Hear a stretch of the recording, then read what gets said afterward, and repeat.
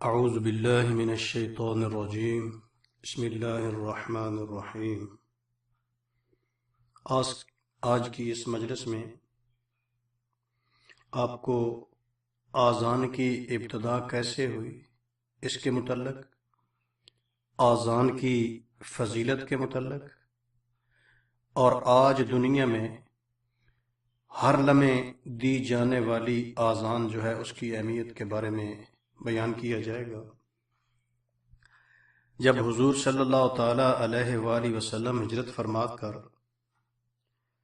مدینہ طیبہ تشریف لائے تو ابتداً مسجد نبوی کی تعمیر کے بعد یہ معمول تھا کہ لوگ اندازے سے خود ہی مسجد میں حاضر ہو جاتے تھے اور نماز ادا کر لیا کرتے تھے، لیکن خیال ہوا کہ کوئی ایسی علامت مقرر کی جائے کہ سارے لوگ جو ہیں اہل محلہ ایک ہی وقت میں سہولت کے ساتھ مسجد میں حاضر ہو جایا کریں۔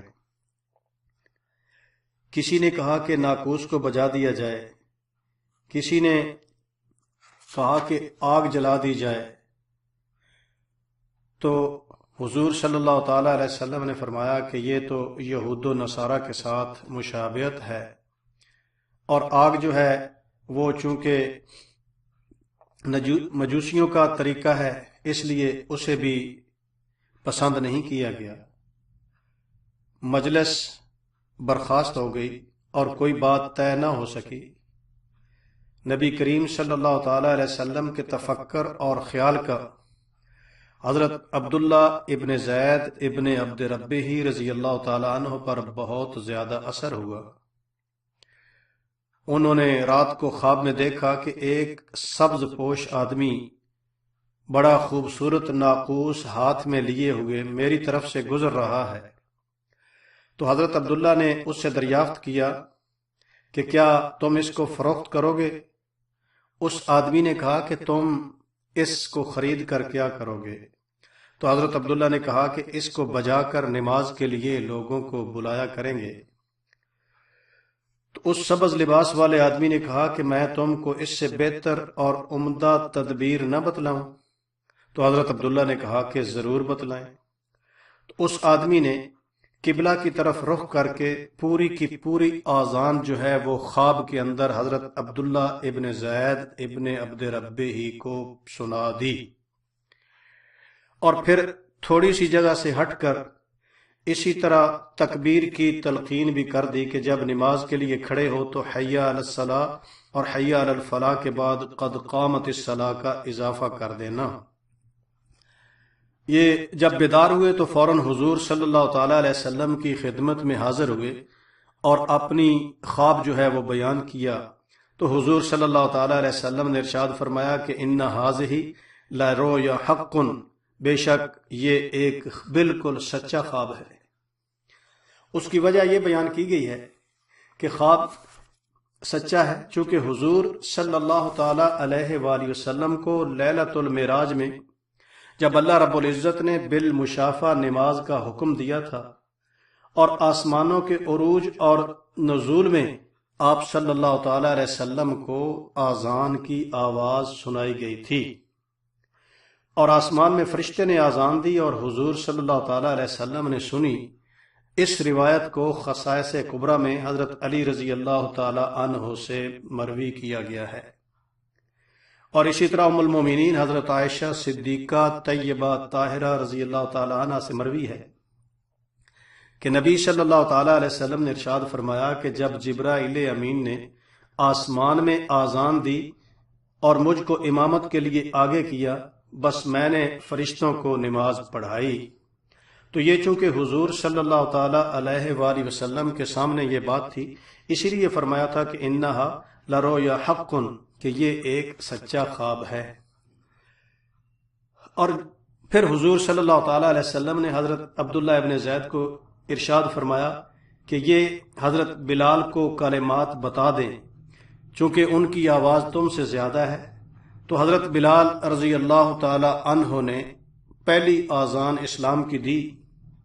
حضرت عمر فاروق رضی اللہ تعالی عنہ کے کان میں جب آذان پہنچی تو حدیث میں آتا ہے کہ وہ اپنی چادر کو گھسیٹتے ہوئے گھر سے تشریف لائے اور آپ صلی اللہ تعالیٰ علیہ وسلم کی خدمت میں حاضر ہو کر عرض کیا کہ قسم ہے اس ذات پاک کی جس نے آپ کو حق دے کر بھیجا ہے، البتہ تحقیق میں نے بھی ایسا ہی خواب دیکھا ہے جیسے حضرت عبداللہ ابن زید کو دکھلایا گیا ہے۔ یہ سن کر نبی صلی اللہ تعالیٰ علیہ وآلہ وسلم نے ارشاد فرمایا، فَلِلَّهِ الْحَمْدُ، سب تعریفیں اللہ رب العزت کے لیے ہیں۔ آذان کی فضیلت کے بارے میں ایک حدیث مبارکہ بیان کی جاتی ہے۔ نبی صلی اللہ تعالیٰ علیہ وآلہ وسلم نے ارشاد فرمایا ہے کہ قیامت کے دن آذان دینے والے کا بڑا مرتبہ ہوگا، اور جتنی چیزیں آذان کو سنتی ہیں قیامت کے دن مؤذن کے لیے شہادت دیں گی، اور جہاں تک اس کی آواز پہنچتی ہے اتنی ہی اس کی مغفرت ہوتی ہے اور دوزخ سے اس کی برات ہو جاتی ہے۔ ایک دوسری حدیث میں ارشاد فرمایا کہ آذان کی آواز جو ہے وہ شیطان کے لیے بہت بھاری ہے۔ جب آذان ہوتی ہے تو شیطان جو ہے اس آواز سے ڈر کر بھاگتا ہے، پھر دوسری آذان ہوتی ہے تو وہاں سے بھی بھاگتا ہے، کہیں اس سے سکون نصیب نہیں ہوتا، اور پھر صحرا کی طرف نکل جاتا ہے۔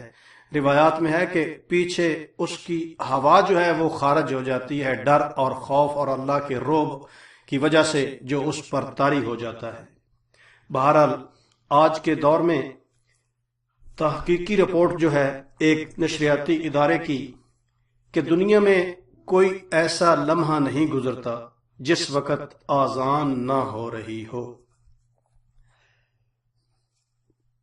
ایک رپورٹ کے مطابق انڈونیشیا کے مشرق میں واقع جزائر سے طلوع آفتاب کے ساتھ ہی فجر کی آذان شروع ہو جاتی ہے، اور بیک وقت ہزاروں مؤذن اللہ تعالیٰ کی توحید اور رسول پاک صلی اللہ تعالیٰ علیہ وسلم کی رسالت کا اعلان کرتے ہیں۔ مشرقی جزائر سے یہ سلسلہ مغربی جزائر تک چلا جاتا ہے۔ 1.5 گھنٹے کے بعد یہ سلسلہ سماٹرا میں شروع ہو جاتا ہے، اور سماٹرا کے قصبوں اور دیہاتوں میں آذانیں شروع ہونے سے پہلے ہی ملایا کی مسجد میں آذانوں کا سلسلہ شروع ہو جاتا ہے، اور 1 گھنٹے کے بعد ڈھاکہ پہنچتا ہے۔ رپورٹ کے مطابق بنگلہ دیش میں ابھی آذانیں ختم نہیں ہوتی کہ کلکتہ سے سری لنکا تک فجر کی آذانیں شروع ہو جاتی ہیں۔ دوسری طرف یہ سلسلہ کلکتہ سے بمبئی تک پہنچتا ہے، اور پورے ہندوستان کی فضا توحید اور رسالت کے اعلان سے گونج اٹھتی ہے۔ رپورٹ کے مطابق سری نگر اور سیالکوٹ میں فجر کی آذان کا وقت ایک ہی ہے۔ سیالکوٹ سے کوئٹہ، کراچی، گوادر تک 40 منٹ ہیں۔ اس عرصہ میں فجر کی آذانیں پاکستان میں گونجتی رہتی ہیں۔ پاکستان میں یہ سلسلہ شروع ہونے سے پہلے ہی افغانستان اور مسقط میں آذانیں شروع ہو جاتی ہیں۔ مسقط سے بغداد تک 1 گھنٹے کا فرق ہے۔ اس عرصہ میں آذانیں سعودی عرب، یمن، متحدہ عرب امارات، کویت اور عراق تک گونجتی رہتی ہیں۔ بغداد سے اسکندریہ تک یہ پھر 1 گھنٹے کا فرق ہے۔ اس وقت شام، مصر، صومالیہ اور سوڈان میں آذانیں شروع ہو جاتی ہیں۔ اسکندریہ سے طرابلس تک 1 گھنٹے کا فرق ہے۔ اس عرصہ میں شمالی امریکہ، لیبیا اور تیونس میں آذانوں کا سلسلہ شروع ہو جاتا ہے۔ رپورٹ کے مطابق فجر کی آذان، جس کا آغاز انڈونیشیا کے مشرقی جزائر سے شروع ہوا تھا، 9.5 گھنٹے کا سفر طے کر کے بحر اوقیانوس کے مشرقی کنارے تک پہنچتی ہے۔ فجر کی آذان بحر اوقیانوس تک پہنچنے سے پہلے مشرقی انڈونیشیا میں ظہر کا سلسلہ شروع ہو جاتا ہے، اور ڈھاکہ میں ظہر کی آذانیں شروع ہونے تک انڈونیشیا میں عصر کی آذانیں بلند ہونے لگتی ہیں۔ یہ سلسلہ 1.5 گھنٹے میں بمشکل جگارتا تک پہنچتا ہے، اور مشرقی جزائر میں مغرب کی آذانوں کا سلسلہ شروع ہو جاتا ہے۔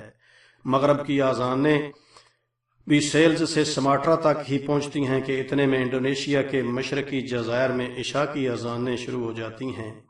رپورٹ کے مطابق کرۂ ارض پر ایک بھی سیکنڈ ایسا نہیں گزرتا جب سینکڑوں ہزاروں بلکہ لاکھوں رپورٹ کے مطابق کرۂ ارض پر ایک بھی سیکنڈ ایسا نہیں گزرتا ہوگا جب سینکڑوں ہزاروں بلکہ لاکھوں مؤذن اللہ تعالیٰ کی توحید اور رسول پاک صلی اللہ تعالیٰ علیہ وسلم کی رسالت کا اعلان نہ کرتے ہوں۔ تو یہ اللہ رب العزت کا بہت بڑا خاصہ ہے کہ اس نے اپنی توحید اور اپنے محبوب صلی اللہ تعالیٰ علیہ وسلم کی رسالت کے پرچار کے لیے جو آذان کی ابتدا مدینہ المنورہ سے حضرت بلال رضی اللہ تعالی عنہ کی زبان اقدس سے شروع ہوئی تھی، اسے آج پوری دنیا کے اندر اس طرح پھیلا دیا ہے کہ ہر لمحے اللہ رب العزت کی توحید اور اس کے محبوب صلی اللہ تعالی علیہ وسلم کی رسالت کا پرچار ہو رہا ہے۔ اللہ رب العزت ہمیں بھی احکام قرآنی کو اور احادیث نبوی کو سمجھنے اور اپنی زندگی کو ان اعمال کے مطابق ڈالنے کی توفیق عطا فرمائے۔ وآخر دعوانا ان الحمد للہ رب العالمین۔ سبحان ربک رب العزت عما یصفون وسلام علی المرسلین والحمد للہ رب العالمین۔